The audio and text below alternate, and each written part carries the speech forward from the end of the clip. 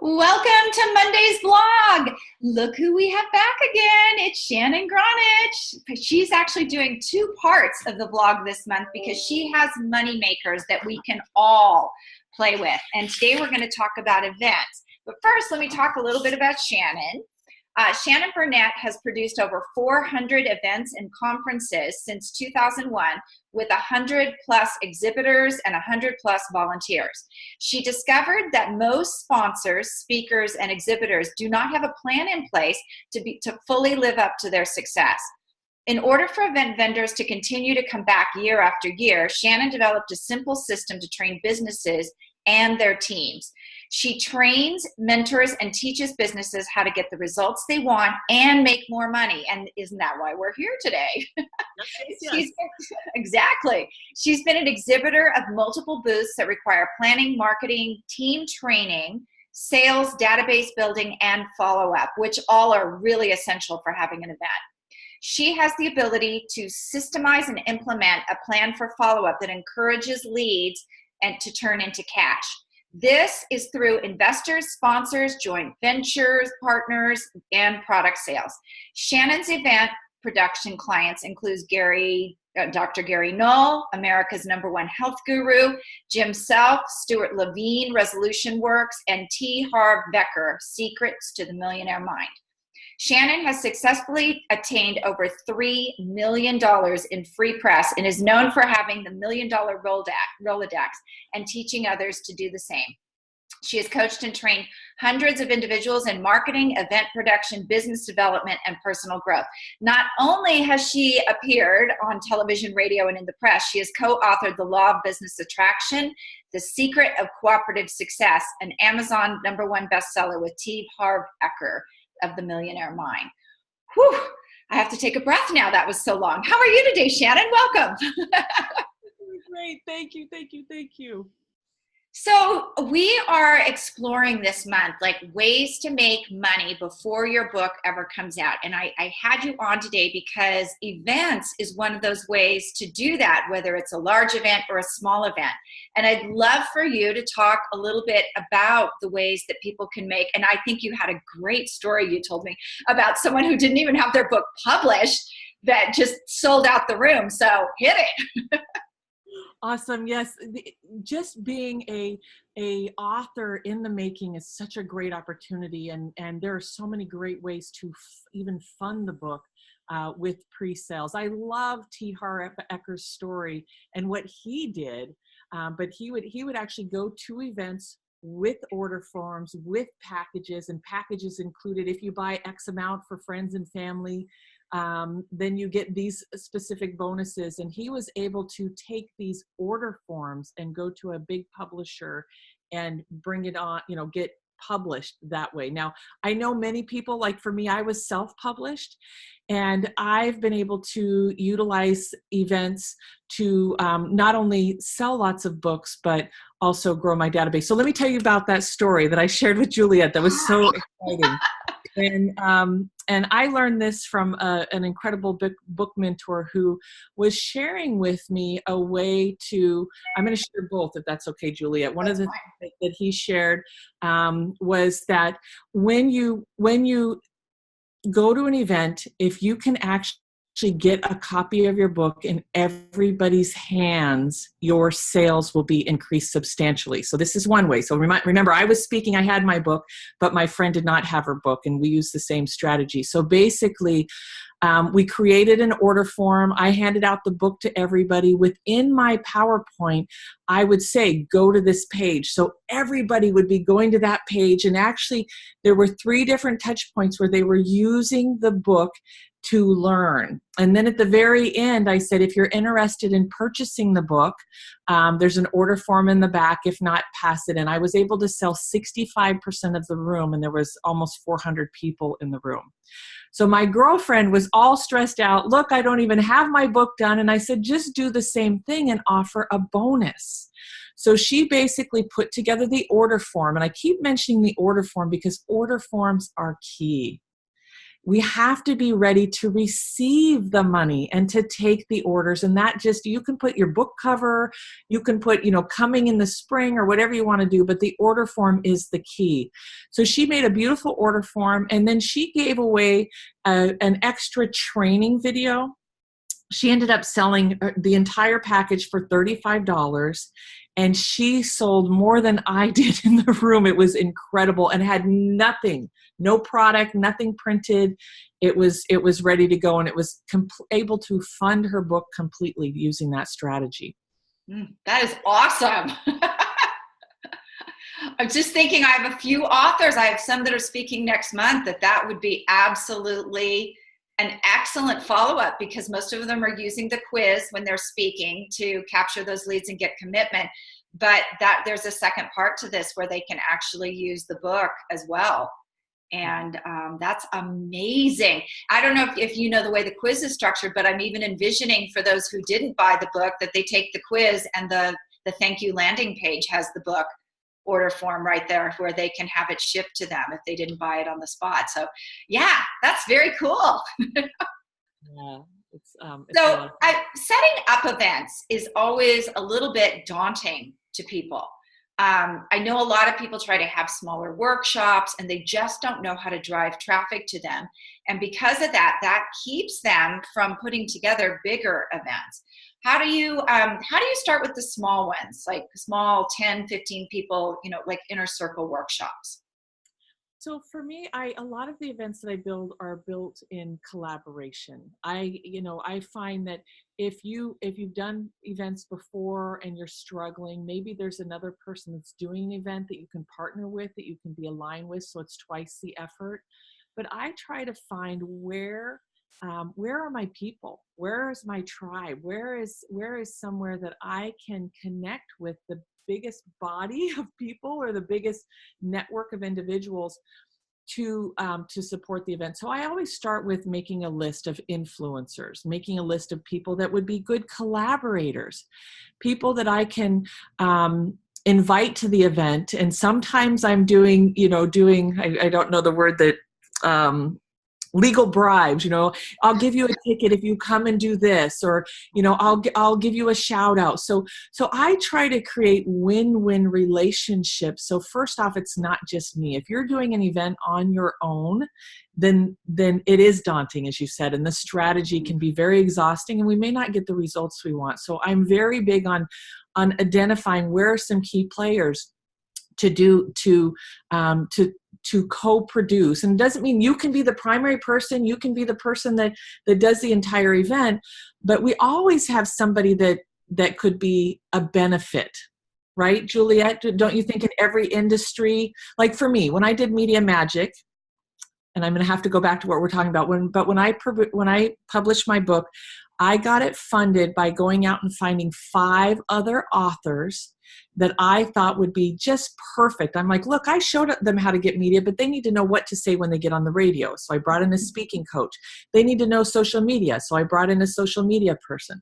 They need to know about what the media looks for. So I brought in somebody that was in the industry of reading press releases. So I brought in 5 experts, and I had each one of them pay to be in the book. Now, if you look at my book, they're not on the cover.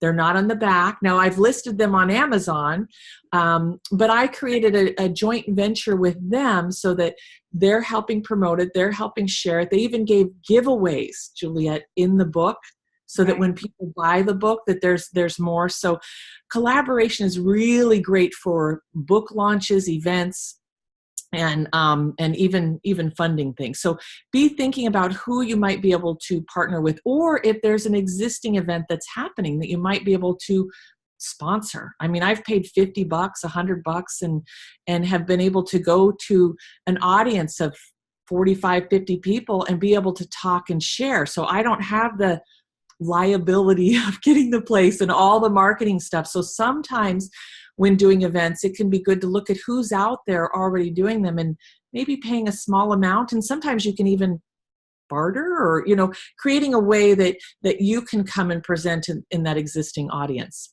Mm-hmm. Did I answer? That's really, really great. And by the way, Shannon ethically bribed me to come on a cruise later this year. She thinks it was the mastermind table, but it was really Jamaica that I wanted to go to. So there's one of your ethical bribes right there. So what do you suggest when putting this together? What are the must-haves that everybody like has to do? And how far in advance do you start with something like this? So I've produced events in as little as 3 weeks. And I just think that if you have 90 to 120 days, it just allows you at least the first time to get the branding together, to get the sales funnel together, to get the swipes and the social media stuff together. So I find that first 30 days is just working on the system and the branding and the marketing is key. And then that last 90 days to really go out and execute those alliances and get out in marketing and go to other events and speak about it. So you can do them quicker. I mean, you absolutely, like some of the events I've looked at and I'm like, I didn't know, how did we do this so quick?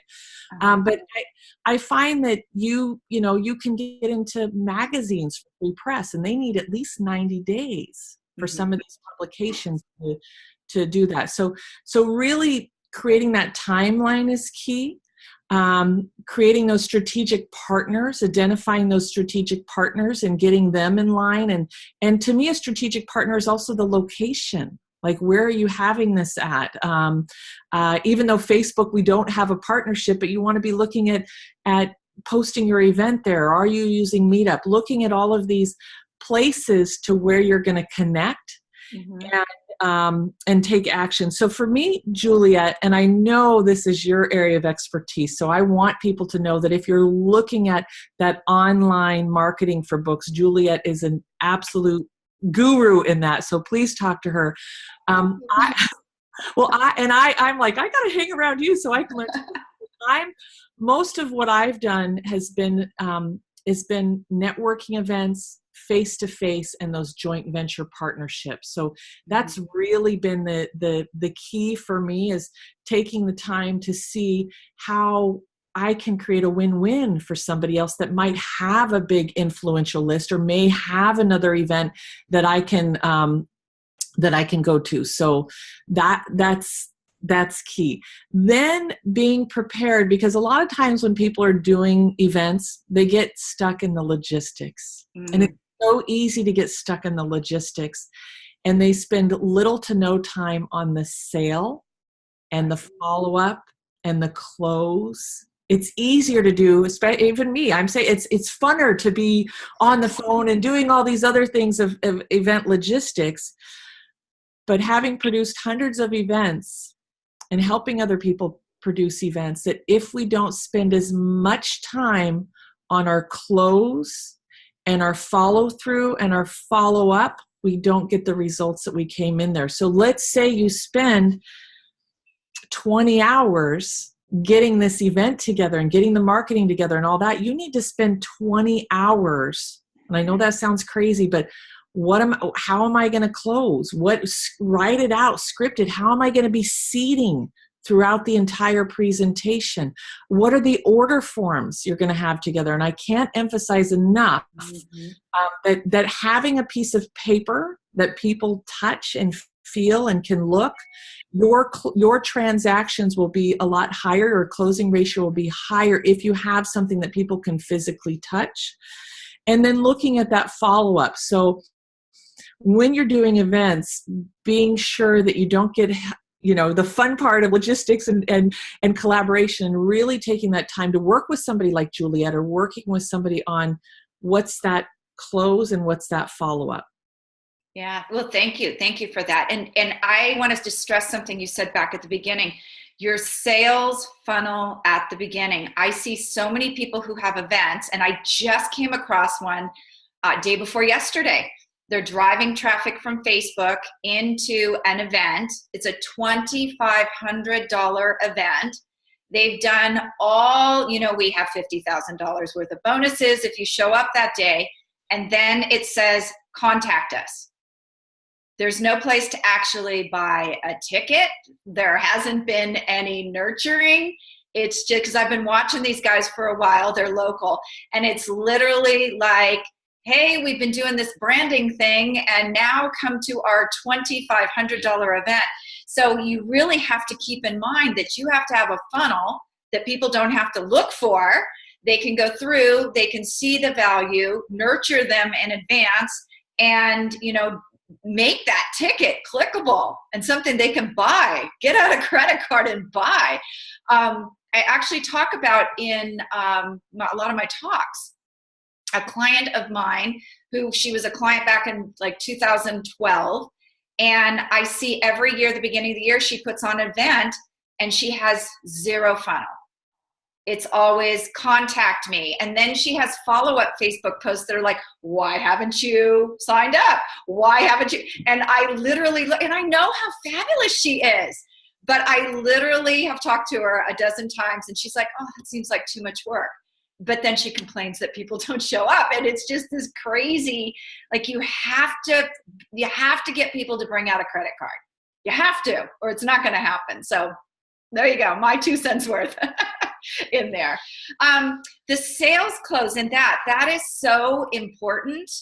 I love your idea about the order form too, getting that in their hands, because people who, you know, there are some people who, you know, they don't have the ability to spend that money without talking to a spouse or, you know, someone in advance. So that gives them something to take home too and say, you know, hey honey, I'm really interested, but it's $2,500 and what do you think? So instead of just going home and trying to explain it. So very, very important. Now, do you help people with their offer and their close? I have helped people with their offer and their close. Yep. And the awesome. The presentation. And I wanted to share with you, Juliet, for the longest time after I had my book, I didn't have an order form. Mm-hmm. And I realized that, oh, go to the website. And the minute I did the order form, it was great. But what I also did was I had the book on there, but below it, I had an A and B package, and the B package was a home study course for $1,000. And so to have the regular book order form and then have that other option was really great, where people would say, oh, you have more than a book. Oh, can you? So if you have something else that you offer and you can tie those in a nice way, it's definitely a way to, you know, to move people not only from the book to some of your other programs.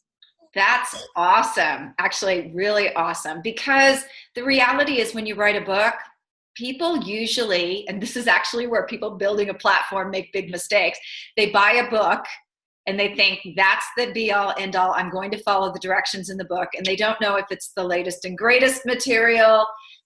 It's very hard to follow along without that extra training. So potentially you could go from let's say a $14.99 sale to $1,014.99 really quickly.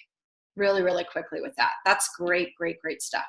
So you have something to give away to us today, don't you? Yes. I'm so excited. I've created this mind map where it's so powerful. It's a great overview of how to really assess events. What I do to determine, is this a good use of my time? So it talks about, you know, looking at the team that's involved, looking at the time, setting clear your clear goal. Does it match up? This mind map can be used for determining good events for you, but also looking at some of the key pieces that go into events. So, yeah, it's really, people have seen it as like, oh my gosh, this includes everything for events that's possible when engaging. Because one of the things with events is that you can play different roles. You can come in as a speaker, you can come in as an exhibitor, you can come in as an attendee, a sponsor. So identifying what's best for you. You can be the producers we're talking about. This will really help you to look at all of those options for your budget, for your time, and be certain that you make a good investment for yourself. Oh, that's amazing. And I just want to share with you guys, I have picked Shannon's brain a little bit because I'm always being invited to be a sponsor, but I want to choose the right ones where I don't lose money, because I have been asked to some where I've asked around and people are like, no, don't go there. You know, you won't sell anything. I've done it before. So that is going to be a really super useful piece of material there. How do we get it from you, Shannon? So if they can just email me at support@Shannon Grinich, and that's support, SUPPORT. I think I told you info, but then I thought, let me send it to my assistant. Support@Shannon Grinich, and it's SHANNONGRONICH. And Juliet, what the subject line that we discussed? Juliet's Platform Builders. So just put that in the subject line and Shannon will send you out this free report. Awesome. Okay, say it again, please. Support@ShannonGronich.com. Okay, and in the subject line, Juliet's Platform Builders, and she will send you out that event mind map. And I think it's going to be really super helpful. I'm actually going to go get it in a few minutes myself so that I can see it. And Shannon, thank you so much for coming on again. We really appreciate it. Although I have to say I miss Gabriel this time. Yes, cute. Last time he was like, oh mom, I'll be quiet. And then he kept coming in. He loves you, Juliet. Like you and him have just this, he was like, I can't be away from my friend. Oh, that's so cute. I have to tell you, little kids usually don't like me. Really? Oh, I don't know why. I just, you know, I'm not that like touchy, feely, mommy. I don't know why. He just...